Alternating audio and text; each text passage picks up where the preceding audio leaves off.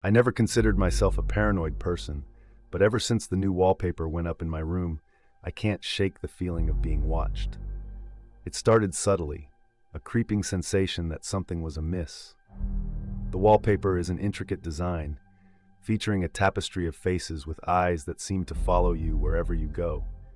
I thought it was just my imagination, a trick of the light playing games with my mind. But that changed the night I woke up to find one of the faces had turned towards my bed, its eyes locked onto mine. Every night since then, I've woken up at precisely 3:14 a.m., drenched in sweat and filled with a deep-seated dread. During the day, the faces in the wallpaper appear normal, almost serene in their fixed expressions.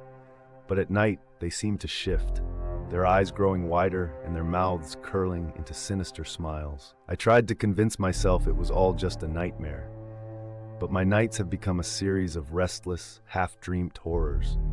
I even recorded myself sleeping, hoping to catch something on tape, but the footage always cuts out just as the clock strikes 3:14. Desperate for answers, I began researching the history of the wallpaper, only to discover it was custom-made by a local artist whose previous work was infamous for invoking a sense of unease. The artist disappeared under mysterious circumstances, and his work was believed to be cursed.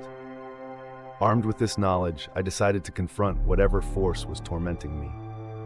I stayed up one night, watching the wallpaper, waiting for the inevitable change. When the clock ticked to 3:14, the room grew unbearably cold, and the faces in the wallpaper began to whisper in a language I couldn't understand.